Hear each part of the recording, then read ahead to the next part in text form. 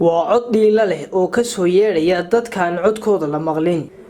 anana waaydiin sidii baba noo qatarnahay waana oo batadaba u dhadhamin kuwani waa dad danyar oo isugu jira caruur iyo ciroolaba waxay la daala dhacayaan duruufaha nololeed ee ku gadaaman dadka ku dhaqan gobolka Togdheer waxay ku nool yihiin mid ka mid ah xaafadaha magaalada Burco dhammaan waxay ka araday yihiin baahiyaha asaasiga sida waxbarashada caafimaadka iyo biyaha baahida waa arkaysan qofkii baahan waa la arkaya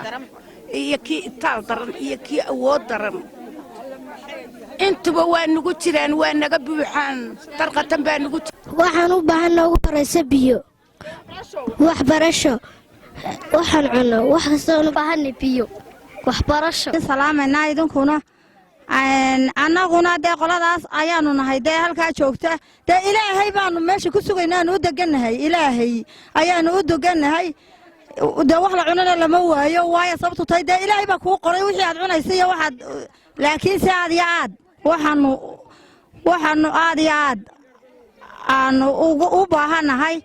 biyaha iyo waxbarashada muslimka dawladaha cid kasta dawladda waxaan doon leenahay iyada lafteedu waa inay dheer meeshan u yeelataa dadku waa dadkeedii waa dadkii lafdhabarta ahaa waxaanu leenahay hay'adaha waxa ugu baaqaynaa dadkaasi biyo ma haysto waxba ma haysto xaaladiisu imka SOS bay maraysa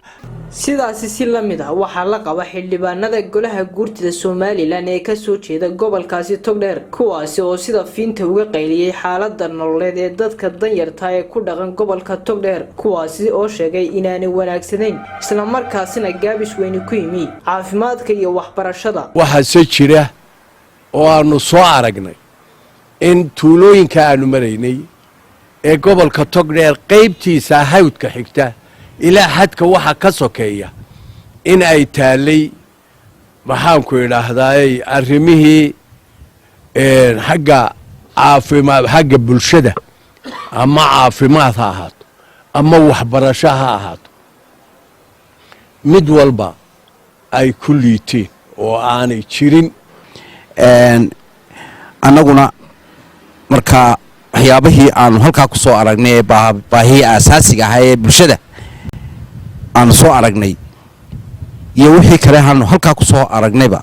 hadday dawladda tahay iyo haddii ay tahay maxaan ku dhaha golaha iyagiiba dib baanu ugula noqonaynaa waxyaabihii dadkaasina soo fareen oo ay u badan tahay baahiyaha asaasiga dhanka kale waxay sheegeen xildhibaanadani inay la xisaabtami doonaan hay'adaha shaqada ku leh waxyaabahan ay soo sheegeen waxaan leenahay xukuumadda waxay awooddo waa inay degdeg uga socotaa u soo baxaan hay'adaha ha ahaato wasiirada ha ahaato cidda ku shaqaleba waa inay degdeg lukaa loo soo maro dadka la soo qanciyo oo la soo eego SH male dhakhtar male iskuulkoodii wax walba dayacan aad iyo aad ba dadkaasu dadka xoolo way ka baxeen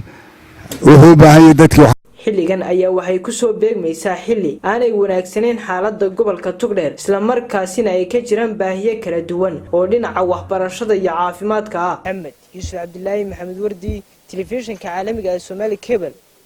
Burco